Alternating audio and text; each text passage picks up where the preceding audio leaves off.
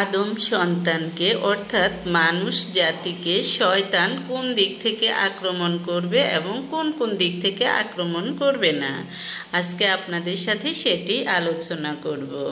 আসসালামু আলাইকুম। নিশ্চয়ই সবাই ভালো আছেন। আলহামদুলিল্লাহ, আমিও ভালো আছি।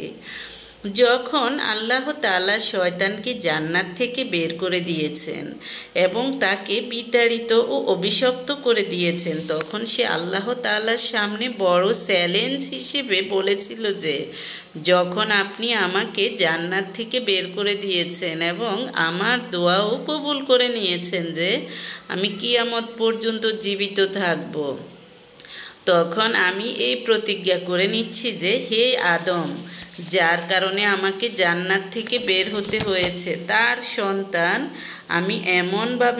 সন্তানদেরকে আমি এমনভাবে গোমরাহ করব, অর্থাৎ এমনভাবে আক্রমণ করব, আমি তাদেরকে সামনে থেকে আক্রমণ করব, পিছন থেকে আক্রমণ করব, ডান দিক থেকে আক্রমণ করব, বাম দিক থেকে আক্রমণ করব এবং আমি আপনার এই মাখলুকের উপর চতুর্দিক থেকে আক্রমণ করব।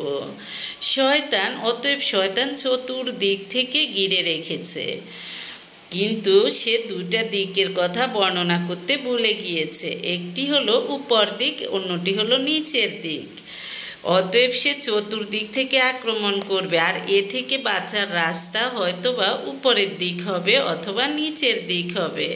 আর উপরের দিকের দ্বারা উদ্দেশ্য হলো যে আল্লাহ তাআলার সঙ্গে সুসম্পর্ক কায়েম করা এবং তার কাছে সাহায্য চাওয়া এবং তার দিকে মনোযোগী হওয়া এবং তার দিকে ফিরে আসা এবং আল্লাহর কাছে এভাবে প্রার্থনা করা যে হে আল্লাহ, এই শয়তান আমাকে চতুর্দিক থেকে ঘিরে নিয়েছে, আপনি স্বীয় দয়া ও অনুগ্রহে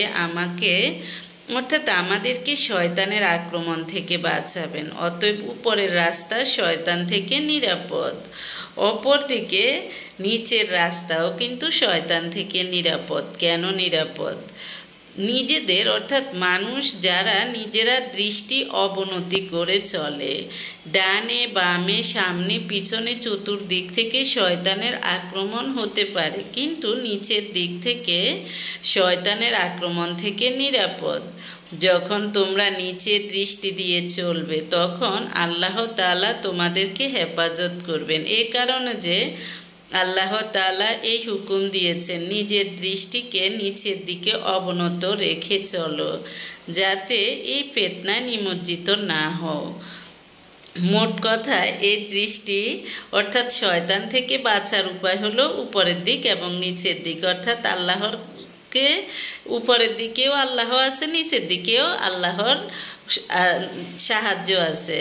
তাই যারা দেখা যায় যে দুষ্ট লোকদেরকে শয়তান চতুর্দিক থেকে ঘিরে রেখেছে, দুষ্ট লোকগুলাকে কিন্তু কন্ট্রোল করা খুব কঠিন। তারা কি করে? মানুষকে এইভাবে আক্রান্ত করে, অর্থাৎ তারা এইভাবে চক্রান্ত করে, যদি ওইদিকে সফল না হয় আরেকদিকে চক্রান্ত করে। কিন্তু যারা ভালো মানুষ, যারা আল্লাহর পথে থাকে, আল্লাহর রাস্তায় থাকে, আল্লাহকে বিশ্বাস করে, তারা শয়তানের পাল্লায় পড়ে না। তাই যেসব মানুষগুলো এরকম কুচক্রী দুষ্ট প্রকৃতির, তাদের সাথে আপনি নিশ্চিত ধরে নেবেন যে সেখানে শয়তান